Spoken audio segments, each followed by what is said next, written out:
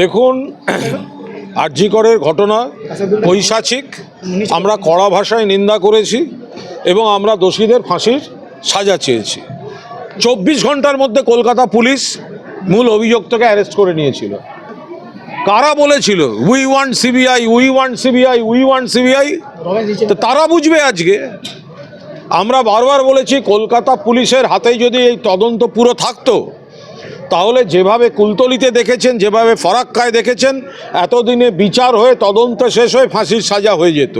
তো যারা সিবিআইকে নেমন্তন্ন করে ডেকে এনেছে তারা বুঝবে এখন। আমরা তো বারবার বলেছি যারা দোষী সাজা হোক। এখন সঞ্জয় রায় 24 ঘন্টার মধ্যে কলকাতা পুলিশ অ্যারেস্ট করে নিয়েছিল। এবার বাকিদের এই যে নানা রকম গল্প বেরোলো, সূত্র বলছে, সিবিআই সূত্র জানাচ্ছে। আরে কেমন সূত্র ভাই, যে খবরের কাগজকে, চ্যানেলকে, তোমাদেরকে কানে কানে জানায়, যেগুলো চার্জশিটে লেখে না? এ কেমন সূত্র? সব চ্যানেলকে কানে কানে বলে কিভাবে কুৎসা করা যায়, কত রগরগে খবর, কত ভুয়ো অডিও। আমি সমা বলছি, সেসব কোথায়? তারা কোথায়? তো এখন ডাক্তারদের মধ্যে গোষ্ঠীদ্বন্দ্ব ছিল, সেখানে সিপিএম, অতি বাম, নকশাল, কিছু তৃণমূল বিরোধী, তারা নানা রকম গল্প ফেঁদেছে। এবার তদন্তে সেগুলো উঠে আসেনি, চার্জশিট দেয়নি।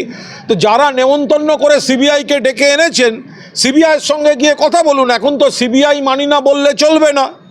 কলকাতা পুলিশ 24 ঘন্টার মধ্যে অ্যারেস্ট করে দেখিয়ে দিয়েছে।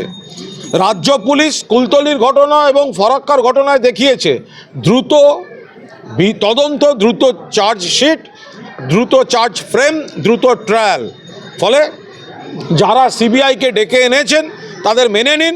আপনারা গল্প কথা ছড়িয়ে, তথ্যহীন প্রমাণহীন গল্প কথা ছড়িয়ে মানুষের আবেগকে বিপথে চালিত করে আপনারা সরকারকে মেলাইন করার খেলা খেলেছেন ব্যক্তি স্বার্থে, ব্যক্তি উদ্দেশ্যে। ব্যুরো রিপোর্ট, সোনারপুর বার্তা।